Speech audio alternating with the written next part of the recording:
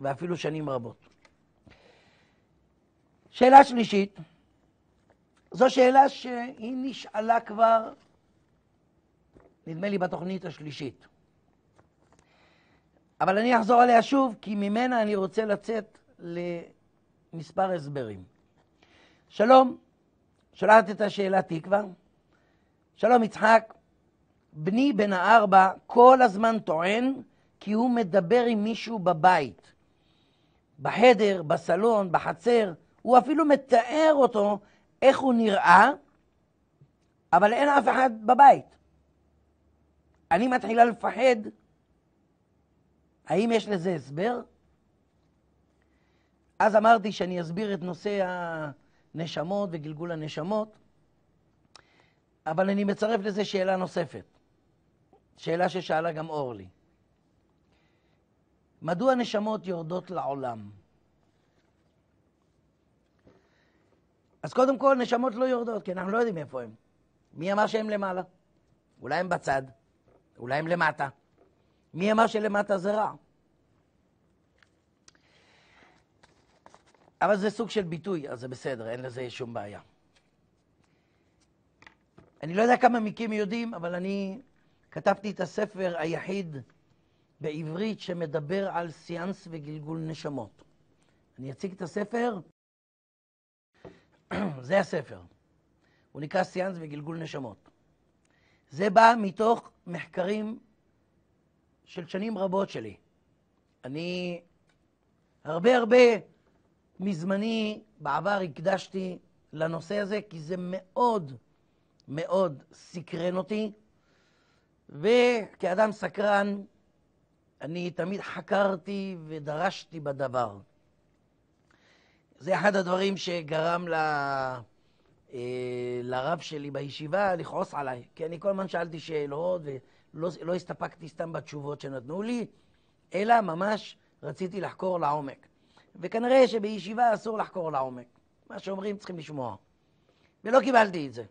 אז הרבה פעמים כעסו עליי. הסקרנות שלי והחקר הדבר, כדי שאני אבין כל דבר, אני אוהב לרדת לעומקו. ואז בכלל נכנסתי איך אומרים? התוודעתי אל עולם הסיאנס. כשאמרו שאסור לעשות סיאנס, כי זה אסור על פי התורה וכו', הלכתי והתחלתי לחקור בדבר. למה זה אסור? הגיעו למסקנה שיש משפט בתורה שאומר, ולא תדרשו במתים. זאת אומרת שאסור לבקש מהמתים, אסור לשאול אותם. לדרוש זה בעצם לשאול, או יותר נכון לבקש. דרישה זה בא מהמילה בקשה. זה אחד. 2, הסבר נוסף שניתן על פי התורה, זה הסיפור של שאול ושמואל. כאשר בא שאול ודרש מהמעלה באוב שתעלה את שמואל, כי הוא רוצה לשאול אותו, שמואל כעס מאוד, וגרם לשאול להפסיד במלחמה, והרג שם את כל מי שהיה מעורב בעניין. וזה אומר שכביכול אסור לעלות, כי זה גורם לכעס למתים. וכשמת כועס הוא עלול להזיק, כמו ששמואל עשה לשאול. ובכן, אחרי שישבתי עם מספר אנשים כדי להבהיר דברים, הבנתי בכלל שזה לא קשור לפסוקים האלה בכלל. ממש לא. כי אני טענתי שאם אסור לדרוש במתים, אז למה אנשים הולכים לכל מיני בבות וקברים ועמוקה, הרי זה גם המתים, זה גם אסור לדרוש. למה הולכים לשם? הרי כתוב בתורה, ולא תדרשו במתים. ולדעתי זו הייתה הכוונה, ולא בסיאנס. כי עובדה שעד שמואל, עד הנושא של שמואל ושאול, מעלה באוב היא הייתה בסדר גמור. לא היה בעיה עם זה. עובדה שמלך ישראל, מלך ישראל הלך למעלה באוב. מה הבעיה כאן? ולא הקדוש ברוך הוא הרג אותו על זה שהוא הלך למעלה באוב, אלא שמואל שכעס, רוחו של שמואל. זאת אומרת, אין כאן עניין אפילו של הקדוש ברוך הוא. הוא לא נכנס פה לתמונה. ואז הגעתי למסקנה שלדעתי האיסור הזה בא מכך שהדת, כדי לשמור על עצמה ולהגן על עצמה, כדי להמשיך בנושא הגיהנום וגן העדן וכל הדברים האלה, חייבים לאסור על המאמינים להיכנס לתמונה של הסיאנס. למה? הרי מי כמו המתים יודע באמת מה הולך שם. הם יודעים יותר טוב מכל רב שיש לנו כאן, או מכל מקובל וכל צדיק וכל מי שאתם רוצים. לכן הדת אסרה לגעת בנושא הסיאנס. זה לא היה מקובל עליי. ולכן נכנסתי קצת יותר לעומק. ואני מדבר על דברים שעשיתי לפני שנים רבות, כי זה דבר שסקרן אותי. כשזה גמר לסקרן אותי, המשכתי הלאה. אני בדרך כלל ממשיך כבר לדבר המסקרן הבא. אבל גם כתבתי ספר, כמו שאמרתי, סיאנס וגלגול נשמות, על מה שמותר ומה שאסור, ומה באמת קורה לדעתי, על מה שאני קיבלתי תשובות בסיאנסים. אני גם השתתפתי במספר סיאנסים בתקשורת. הפופולרי מביניהם, שאני יודע עד היום, זה שעשיתי סיאנס עם דודו טופז. באחת התוכניות שלו, אני הגעתי ועשיתי סיאנס בשידור חי. היה מדהים פשוט. מי שרוצה יכול לראות את הסרטון ביוטיוב. אפשר לכתוב סיאנס דודו טופז, אתם תגיעו לסרטון. יש הרבה מה לומר על נושא העולם הבא והמתים. ואני אסביר עכשיו מספר דברים שאני אישית יודע מתוך המחקרים שלי. אין שום מחקר מדעי שבאמת הוכיח דברים. לכן, המחקר שלי הוא מחקר אישי שלי, ניסיון אישי שלי, ואני אתן הסבר לתקווה ואורלי שרוצים לדעת את הנושא הזה. ובכן, מה זה גלגול נשמות? אני אסביר בקצרה, למרות שניתן לקבל מידע הרבה יותר נרחב ומדויק בספר שלי, סיאנס וגלגול נשמות, אבל אני אסביר את זה בקצרה. בן אדם נפטר. נפטר אומר נשמתו יוצאת מגופו. על פי כל הסיאנסים וכל המחקרים, גם המדעיים, דרך אגב, שנעשו בחול, כל אלה שהיה להם מוות קליני וחזרו סיפרו, מגיעים אל מין מנהרה עם אור, מקבלים אותנו בדרך כלל אנשים שאנחנו מכירים, שזה יכול להיות קרובי משפחה, הורים, כל מיני כאלה שעדיין נמצאים במצב של המתנה. המתנה אומר לפני שהם מתגלגלים פעם נוספת. יש 7 מדורים לעולם הבא. לא סתם אומרים 7 מדורים. בכל הדתות אגב אומרים 7 מדורים, אז יכול להיות שיש כאן משהו שהוא באמת קשור, למרות שאנחנו לא מכירים את המדורים שהם מעל המדור הראשון שלנו. יש את העולם החומרי, שזה אנחנו. יש את הדרגה שנקראת מצב המתנה. המתנה שאדם נפרד מגופו, עובר למצב המתנה להתגלגל לגוף נוסף. למה התגלגל? אני גם אסביר. מעבר למצב הזה של ההמתנה, יש את הספירה השנייה. זאת אומרת, מי שסיים את 7 הגלגולים שלו, בדרך כלל 7 גלגולים מתגלגלים, בדרך כלל. מי שסיים את 7 הגלגולים שלו, עולה לספירה הבאה. מה יש שם, אף אחד לא יודע, גם הנשמות עצמן שנמצאות בהמתנה, לא יודעות מה יש שם למעלה יותר. כמו שאנחנו לא יודעים מה שיש מעלינו. זאת אומרת, מהי ספירת ההמתנה.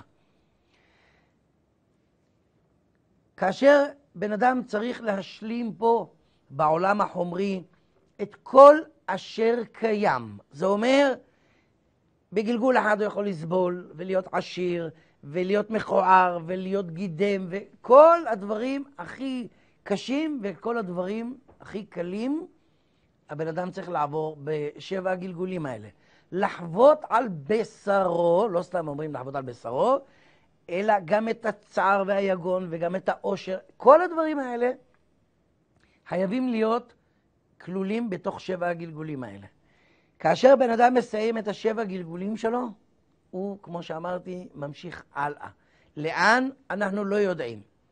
על פי כל התורות, המטרה של הנשמה היא להגיע ולשבת בצילה של השכינה. זה אומר כאילו לשבת בצילו של הקדוש ברוך הוא. למה? מה יש שם? אף אחד לא יודע. עכשיו, נושא הגיהנום וגן העדן. בתורה כתוב שגורשנו מגן העדן בגלל שעשינו משהו שאלוהים לא רצה שנעשה. ניגע בעץ הדעת. ולכן גורשנו מגן העדן. בשום מקום לא כתוב שאנחנו חוזרים לשם. לא בתור נשמה ולא בתור גוף ולא בתור שום דבר. אגב, על פי התורה גן העדן נמצא פה, בין הפרת והחידקל וכו' וכו'. אז אין בשום מקום ציון שבו מי שמתנהג יפה הולך לגן העדן. לא כתוב את זה בשום מקום. זה המצאה יפה שלנו, כדי שנתנהג יפה. זה א'. הגיהנום לא מוזכר בכלל בתורה. אין כזה דבר גיהנום בתורה. בכלל אני גם אציין שבתורה אין דבר כזה העולם הבא. לא כתוב בתורה שלנו העולם הבא. ואני מדבר בתורה, לא מה שכתבו אחר כך אנשים אחרים. לא בזוהר ולא בשום מקום. בתורה עצמה אין דבר כזה שנקרא גיהנום.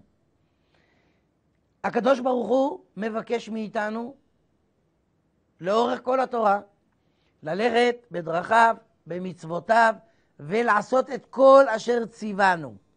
ואם נעשה, נקבל את שכרנו כאן. לא בעולם הבא ולא בשום מקום. כאן נקבל את שכרנו. זה אומר שאם נלך בדרכיו, נלך בדרך הישר ונעשה את מצוותיו, נקבל את העשב בשדה בזמן, נקבל את הגשם בזמן, המקנה והצאן שלנו יגדל, לא יהיה רעב בארץ וכו' וכו'. זאת אומרת, כאן אנחנו מקבלים את התוצאה של מה שהקדוש ברוך הוא ביקש מאיתנו. לא בעולם הבא ולא שום דבר. עכשיו, מה קרה? בתקופת בית שני, הגיעו אל חכמנו אנשים ואמרו, ראו, רשע וטוב לו, צדיק ורע לו. איך יכול להיות? אנחנו הולכים בדרכי השם, במצוות של השם, עושים את כל מה שהשם ביקש מאיתנו, ורע לנו, לא טוב לנו. ואלה רשעים מקבלים הכל, לא חסר להם שום דבר. לזה לא הייתה תשובה. כי אי אפשר לתת תשובה כזאת. הרי הקדוש ברוך הוא אומר, אם תהיה בסדר אני אתן לך. אז איך יכול להיות שהוא לא נותן? אז המציאו את העולם הבא. אז המציאו את הגיהנום. אז המציאו את כף הקלע. מה זה כף הקלע? אז המציאו גיא בן הינום, שזה בכלל מקום. זה בכלל לא... זה לא העולם הבא. גיא בן הינום, שם המולך הקריב ילדים. הקריב קורבן ילדים, שזה נחשב לדבר הכי גרוע בעולם. אז אמרו, אם זה כל כך גרוע, אז אולי גיא בן הינום זה המקום. לא. אין את הדבר הזה שנקרא גיהנום, אין את הדבר הזה שנקרא עונשים, אין את הדבר הזה שנקרא צולים אותך ומענים אותך ודוקרים אותך, כי אם צולים אותך ומענים אותך ודוקרים אותך, אתה צריך לסבול כשיש לך גוף. אם אין לך גוף, אין מה לדקור, אין מה לצלות ואין מה לשרוף. ולא יגידו עכשיו, לא, הכל זה מטאפורי. אז אולי גם הגן העדן והגיהנום מטאפורי. בואו נחשוב על זה ככה גם. לכן, בתום המחקרים שאני עשיתי בנושא הזה, אני הגעתי למסקנה שכנראה כולנו הולכים פחות או יותר לאותו מקום. חוץ, ואני מדגיש, חוץ מרוצחים ומתאבדים. מתאבד הוא גם רוצח. מי שנוטל נפש הוא היחיד שהולך למקום, כנראה, אני אומר את זה כי אגודות ספיריטואליסטיות בחו"ל לא פעם ולא פעמיים עזרו לנשמות כאלה של רוצחים לעלות חזרה אל המקום שאנחנו קוראים לו ספירת ההמתנה, כדי שהם יוכלו להמשיך להתגלגל משם. אז אנחנו יודעים שרק מי שנוטל נפש הוא זה שהולך למקום שנקרא ספירת החושך. מקום שאין בו אור. כנראה שזה מקום לא טוב. אבל זה לא גיהנום. לא צולים ולא דוקרים ולא טובלים בזפת ולא שום דבר. ותשימו לב, כשמספרים לכם סיפורים של מה יעשו לכם בעולם הבא, הכל קשור לגוף. אף אחד לא יגיד לכם אתם תהיו פסיכיים, שזה מה שנקרא בעיה נפשית. שזה יכול להיות קרוב יותר לנפש שעולה ויוצאת ומשתחררת מהגוף. כל מה שיגידו לכם, עינוי הגוף, יוציאו לכם ציפורניים. אלוהים ישמור מה אני שומע. כשאני שומע מחזירים בתשובה, אני מתחיל לחשוב אולי זה לא הדת שמתכוונים אליה. אולי הם בכלל לא מדברים על יהדות. כי ביהדות אין כזה דבר. לא קיים כזה דבר. אל רחום וחנון וערך אפיים הוא. אלוהים סולח לכל אחד. על כל מעשה. ואין כזה דבר אם לא תעשה ככה, אלוהים לא יסלח לך. מאיפה אותו בחורצ'יק יכול להגיד לי או לכם, אלוהים לא יסלח לך? מאיפה הוא יודע מה אלוהים יעשה ומה לא? הוא מכתיב לקדוש ברוך הוא מה לעשות? או הוא יושב ליד הספר שלו וקורא מה הוא עושה? ובכן, נשמות לא פעם נשארות בסביבה הטבעית שלהם, עד שהן ממשיכות הלאה. מה זה נקרא נשארות בסביבה הטבעית? אדם שהולך לעולמו לא פעם נשאר בביתו, בסביבתו. הוא נשאר לראות וכנראה גם לשמוע את הסובבים אותו. אנחנו לא רואים אותו כי הוא עבר למה שנקרא פאזה אחרת. אנחנו לא מסוגלים לראות, לא מסוגלים להרגיש. אבל בהרבה מאוד סיאנסים נשמות הגיעו ופשוט אמרו דברים כמו, ביקשו, יותר נכון, כי לא תדרשו במתים, אומר אסור לבקש מהם. אז אנחנו נותנים להם את הזכות לבקש את הדברים שהם רוצים. אז לא פעם ביקשו להודיע לאישה להפסיק להתאבל כבר ולהמשיך את החיים שלה. לא פעם הגיעו מסרים של נכים שאומרו שאין תחושה של נכות בעולם שמעבר. אחד הדברים הקשים ביותר שאני שמעתי זה לפני כמה שנים, זה גם מופיע בספר, שבסיאנס הגיע ילד ואמר, ביקש מאיתנו להודיע לאמא שתפסיק לבכות כי כבר לא שורף לו כלום. התברר אחר כך שהוא, השם ישמור, הלך לעולמו בשריפה. יש הרבה מסרים שהנשמות של המתים מבקשים מאלה שעוסקים בסיאנס להעביר הלאה. זה רק מסרים, זה מבוסס רק על זה. אנשים פוחדים לגעת בנושא הזה, וזה בסדר. כי מי שלא יודע לעשות סיאנס או ליצור קשר עם נשמות, פשוט יכול גם להיפגע מזה. גם מי שלא יודע לחצות את הכביש נכון יכול להיפגע מזה. אז זה משהו שצריכים ללמוד אותו, לקחת מה שנקרא מישהו שיודע לעשות, להתחיל להשתתף בדברים כאלה עם אנשי מקצוע, עם כאלה שיודעים לעשות, יודעים איך להזהיר, יודעים להסביר מה הם הסימנים של נשמה שהיא לא טובה שנכנסת. הנשמה נשארת עם אותו אופי שיש לה גם כשהיא יוצאת מהגוף. כי זה לא הגוף העצבני, או לא הגוף הוא הנוכל, זה הנשמה של הבן אדם. ככה שכשהוא יוצא מגופו הוא נשאר בן אדם עצבני, נשמה עצבנית כי הוא כבר לא בן אדם. אבל הוא נשאר נשמה עצבנית, הוא נשאר נוכל, הוא יכול להישאר שקרן. יש הרבה פעמים שנשמות מגיעות ומספרים שקרים. את כל הדברים האלה, אם יש לכם בעל מקצוע שיודע איך לזהות, אז כדאי להתחיל עם זה, אם מישהו רוצה לגעת בעולם הזה. מי שלא, נמתין, כולנו נהיה שם בסוף. אל תדאגו. כשתקווה כותבת שהילד רואה את הנשמות, אני לא מתפלא. הרבה מאוד פעמים נשמות של הורים או סבים וסבתות או קרובים מתגלים לילדים קטנים כאשר עדיין הם תמימים. זה נקרא תמימים. לא פעם זה מתגלה. הרבה פעמים, אם אנחנו נסתכל על תינוקות ששוכבים בערסל שלהם או במיטה, פתאום תשימו לב, כאילו שהם משתעשעים עם מישהו. הם מחייכים, הם עושים תנועות, כאילו שנוגעים בהם. עד כמה שאני יכול לספר, סביר להניח שאותם נשמות קרובות אכן משתעשעות איתם. אני צריך להוסיף גם שבחתונות הרבה מאוד נשמות משתתפות. בבריתות, בהלוויות, בכל אירוע שיש לנו, רוב הנשמות שעדיין לא התגלגלו משתתפים. זאת אומרת, הם רואים והם נוכחים איתנו יחד. זה אחד המסרים שנתבקשתי להעביר, ולכן אני על סמך זה אומר את זה. כשמישהו מתחתן, או ילד שנולד, או כל דבר אחר, הנשמות באות לחגוג איתנו יחד.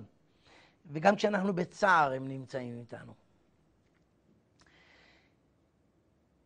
עד כאן הפרק שנקרא גלגול נשמות.